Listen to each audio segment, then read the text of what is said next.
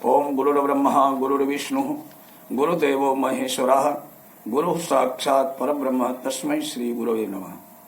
माघ माहात्म्य 25वां अध्याय। कथम केरल देशीयो द्विजो मुक्तो महामुने तएतत् कथय वृत्तांत संस्मृत्य करुणामयी। राक्षस बोला, हे महामुनि, केरल देश में ब्राह्मण की किस प्रकार मुक्ति हुई थी, उसका सारा वृत्तांत मुझसे कृपा करके कहिए। देवदूत ने कहा, हे पिशाच, मैं शुभ तथा पूर्ण कथा को कहता हूँ, ध्यान से सुनो। केरल देश में वसु नाम का एक वेद पारंगत ब्राह्मण रहता था। उसके पट्टीदारों और बांधवों ने उसकी भूमि छीन ली थी। अतएव उसने दुखी होकर निर्धनता से अपने जन्म भूमि को त्याग दिया।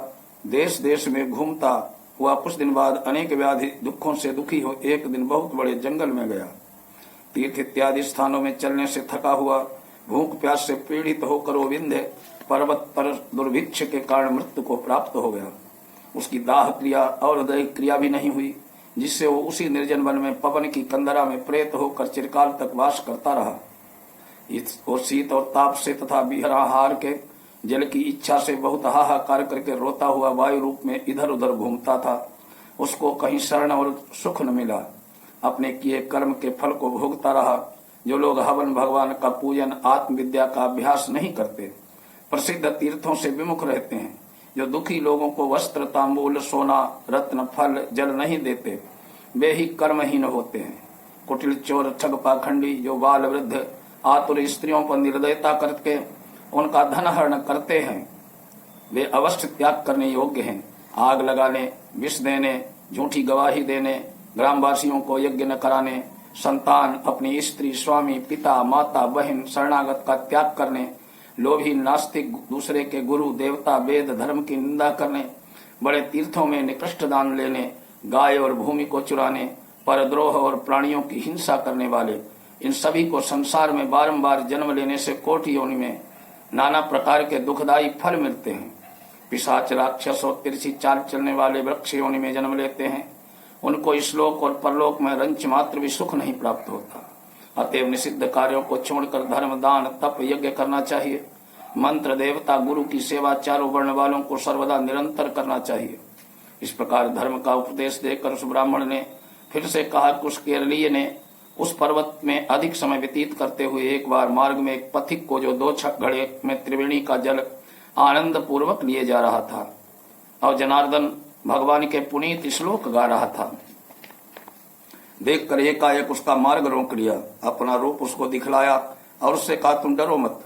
प्रेत ने कहा, हे उत्तम काल्पनिक, मैं तुम्हारी गगरी का पानी पीना चाहता हूँ। एक तुम मुझे पानी न पिलाओगे न मैं तुम्हारे प्राण निश्चय ही जाएंगे। देवदूती बोले, प्रेत का ऐसा वचन सुनकर राहगीर ने आश्चर्य से कहा, दुखी से दुर्बल मुरझाए हुए नंगे जीने के इच्छुक कुरूप डरावने नीलवर्ण भयंकर चंचल नेत्र वाले तुम कौन हो, जो पैरों से पृथ्वी का स्पर्श नहीं करते हो? तुम्हारी बाहें उदर मांस रहित हैं। लोमस जी बोले, कार्पटिक के ऐसे वचन सुनकर प्रेत ने कहा कि धर्मिष्ठ, मेरे ऐसे होने का कारण सुनो। मैं लोभी, मलिन, व्यभिचारी, क्रिया रहित था। सदा दूसरे के अन्न से उदर पूर्ति करता था और अकेला मिठाई खाता था। कभी दूसरे के दुख से दुखी नहीं हुआ। न एक ही आस को भिक्षा, एक ही ग्रास की भिक्षा दी। न 4 ग्राम पुष्पल 4 पुष्कल का हंतकार दिया। मैंने कभी वैश्य देव नहीं किया। न बाहर बलि ही फेंका, न प्यासों को कभी जल पिलाया, न कभी पितरों का श्राद्ध तर्पण किया, न कभी देवताओं का पूजन किया, न कभी ब्राह्मणों को छाता, जूता, जल, बर्तन, पान, औषधि का दान दिया, न कभी अंधे, वृद्ध, अनाथ, दीनों को अन्न से संतुष्ट ही किया, न कभी गौ को ग्रास दिया, न कभी किसी रोगी को मुक्त किया, न अग्नि में कोई हवन किया। मेरे समान तिल का दान न देने वाला संसार में दूसरा कोई न होगा। व्यतिपात, संक्रांति, सूर्य और चंद्र ग्रहण में तथा दूसरे सब पर्वों में, कार्तिक मास की मुख्य तिथियों में भी, पितृपक्ष और माघ आदि में, मन्वादि, युगादि तिथियों में ब्राह्मणों को कुछ दान नहीं किया। कार्तिक में मैंने तिल तेल सहित दीप दान भी नहीं किया। माघ मास में मैंने रूप सौभाग्य मोक्ष देने वाला स्नान भी नहीं किया। न पूरा माघ में ब्राह्मणों को स्नान करने से जाड़ा लगने पर उनको अग्नि से कभी तपाया, न वैशाख इत्यादि महीने में किसी को ठंडा पानी पिलाया, न पीपल और बरगद के पेड़ ही लगाए, न कभी किसी प्राणी को बंधन से छुड़ाया, न कभी मृत्यु से डरने वाले किसी शरणागत की रक्षा ही की, न 3 रात तक उपवास करके मधुसूदन भगवान को तृप्त ही किया। हे द्विज, न मैंने कभी कृच्छ आदि अति कृच्छ और संताप न पुण्य चंद्रायण व्रतों से अपने शरीर को कृश किया, जिनको चंद्रादि देवताओं ने किया था। हे ब्राह्मण, देखो, पूर्व जन्म के बड़े बड़े क्रूर कर्मों के कारण ही मेरा दुख प्रबोध विचित्र गति हुई है। इस पर्वत पर भेड़िया, व्याघ्र से मारे हुए अनेक पशुओं के मांस, सुग्गे इत्यादि पक्षियों से खाए गए फल, नाना प्रकार के सुंदर सुगंधित रस भरे मुलायम मीठे खाने योग्य बहुतेरे फल तथा मूल भी हैं। सर्वत्र स्रोते और झरने के जल भी हैं। जो सब पदार्थ पृथ्वी पर सहज ही मिल जाते हैं, परंतु दैव की इच्छा न होने से कुछ भी मैं नहीं खा सकता। सर्प की तरह केवल पीकर जीता हूँ। मंत्र, पुरुषार्थ, विक्रम, बल, बुद्धि, मित्रों की सहायता से मनुष्य सर्वदा अलभ्य वस्तु को प्राप्त नहीं करता। सुख, दुख, लाभ, हानि, विवाह, मृत्यु, जीवन, भोग, रोग, वियोग में केवल दैव ही कारण होता है।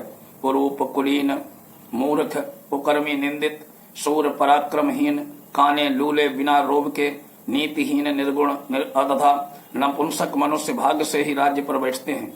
जिन्होंने तिल, गाय, सोना, ग्रह, 8 वर्ष की कन्या, पृथ्वी, सैया, आसन, तांबूल, मंदिर, धन, भोजन की सामग्री, चंदन और अगर का दान दिया है।